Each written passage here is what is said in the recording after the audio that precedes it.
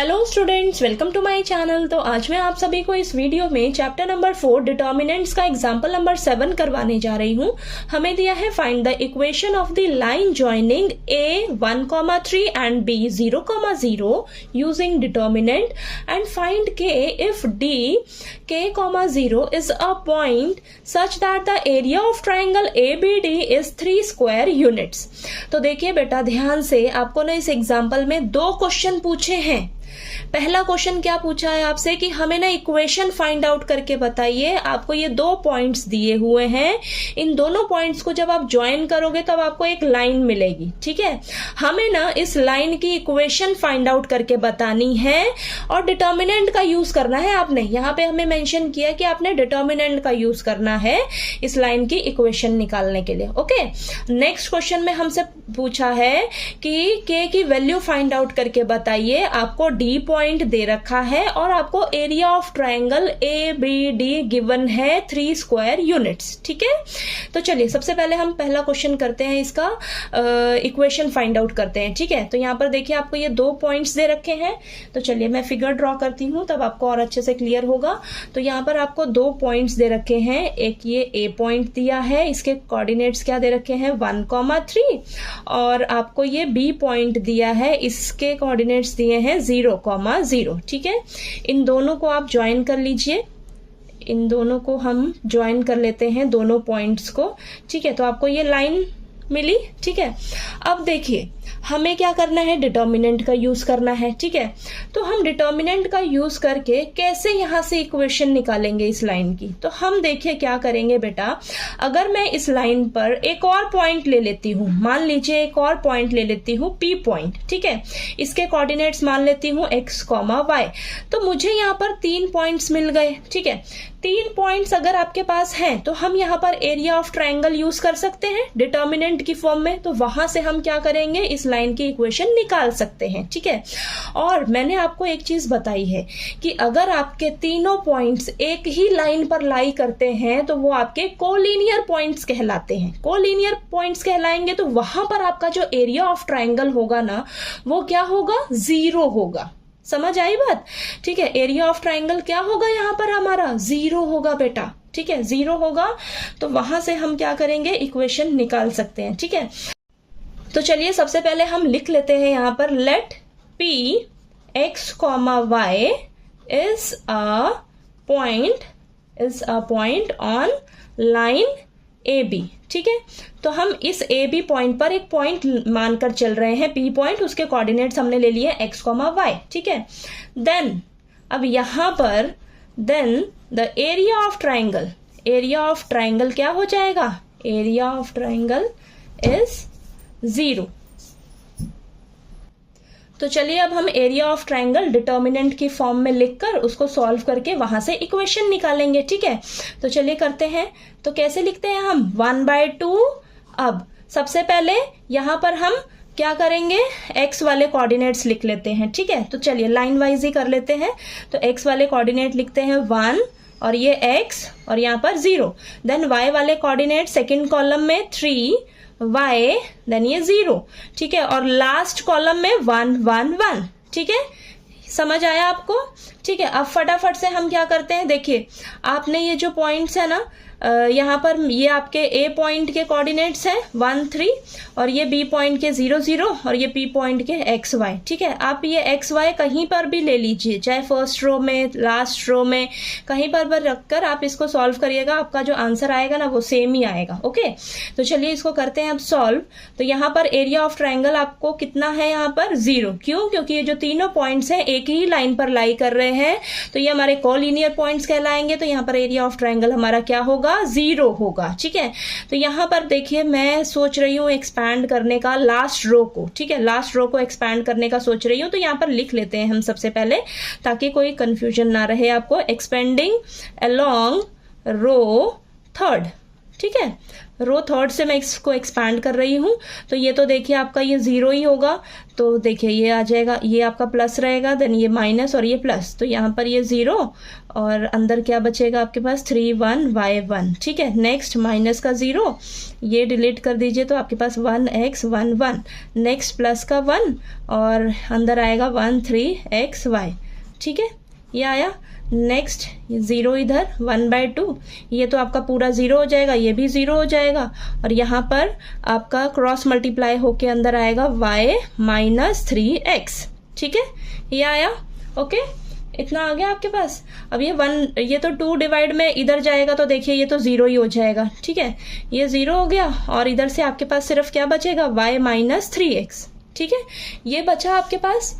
Okay, तो यहाँ पर देखिए आप इसको शिफ्ट कर लीजिए थोड़ा सा इधर, तो ये आ जाएगा आपके पास माइनस का 3x है, इधर आके प्लस का 3x हो जाएगा, 3x is equal to y, तो आपके पास देखिए ये इक्वेशन निकल कर आ गई, ठीक है, आ गई ना इक्वेशन।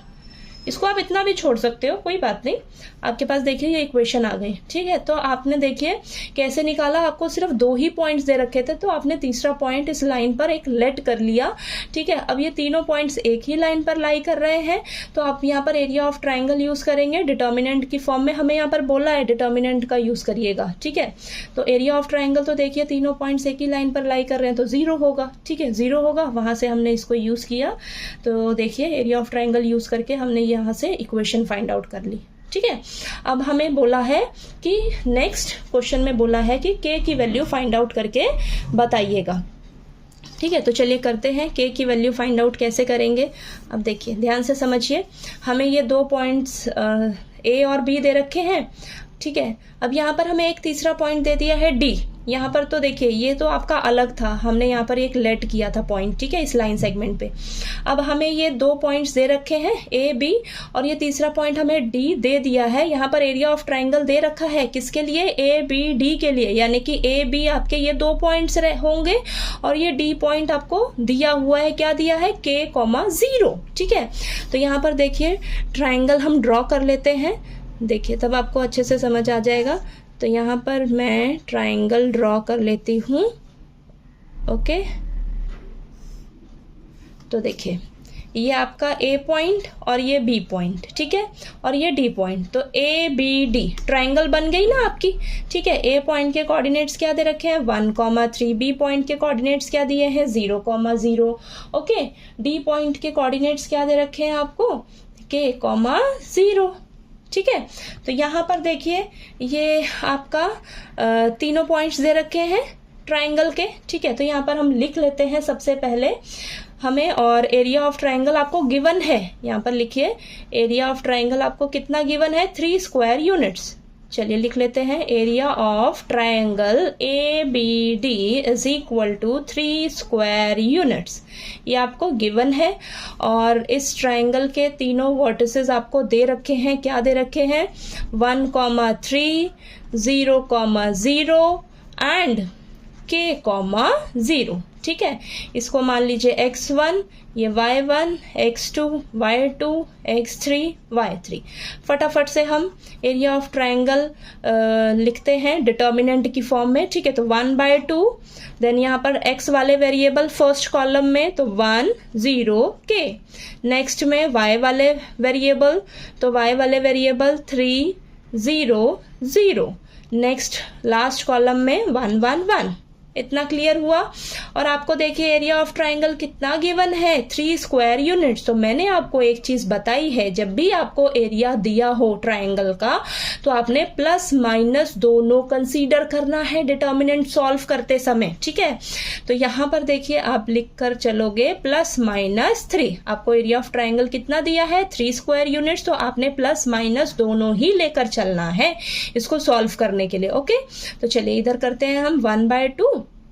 यहाँ पर मैं एक्सपैंड करती हूँ इसको, रो सेकंड से एक्सपैंड कर लेती हूँ, ठीक है। रो सेकंड से एक्सपैंड करने का सोच रही हूँ, तो यहाँ पर लिख लेते हैं हम, ठीक है। तो यहाँ पर लिख लेती हूँ expanding along row second. Okay, चलिए करते हैं। रो सेकंड में देखिए ये आपका माइनस, ये प्लस और ये माइनस रहेगा, ठीक है।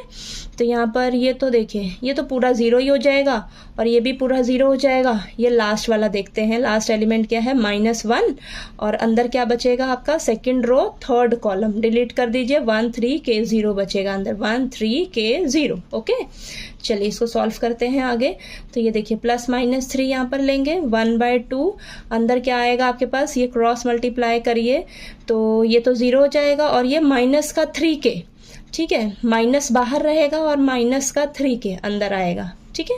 तो यहाँ पर आ जाएगा आपके पास +-3 1/2, ये आ जाएगा आपके पास 3 ठीक है, 3 इतना आ गया, ठीक है, ये आ गया।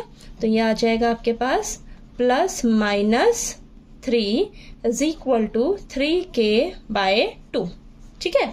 अब हम क्या करेंगे, अब आप ध्यान से समझिए, आपने ना एक बार +3 लेकर इसको सॉल्व करना है और एक बार आपने -3 लेकर इसको सॉल्व करना है, ठीक है। तो यहाँ पर लिख लेते हैं हम, यहाँ पर लिखिएगा 3, ठीक है, 3 = 3k/2 और एक बार आपने -3 लेकर इसको सॉल्व करना है, ठीक है। दोनों लेने हैं आपने, प्लस माइनस दोनों लेकर इसको सॉल्व करना है क्वेश्चन को, ठीक है। तो आपके पास k की वैल्यू 2 आएंगी यहाँ पर, तो 3 देखिए ये 2 इधर जाएगा तो 3 2 = 6 आ जाएगा = 3k और यहाँ 3 मल्टीप्लाई में है तो 6 के नीचे आ जाएगा डिवाइड में, ये कैंसिल होके आपके पास k की वैल्यू कितनी आ जाएगी, यहाँ से 2 आ जाएगी, ठीक है। k की वैल्यू 2 आ गई और देखिए यहाँ पर करिए तो -3 × 2 हो जाएगा तो -6 और = 3k, देन 3 डिवाइड में आ जाएगा इधर, ठीक है। तो -6 / 3 कैंसिल होगा, ठीक है, तो -2 आएगा आपके पास, k = -2, ठीक है। तो आपके पास देखिए k की वैल्यू 2 निकल कर आई है, +2 और -2, ठीक है।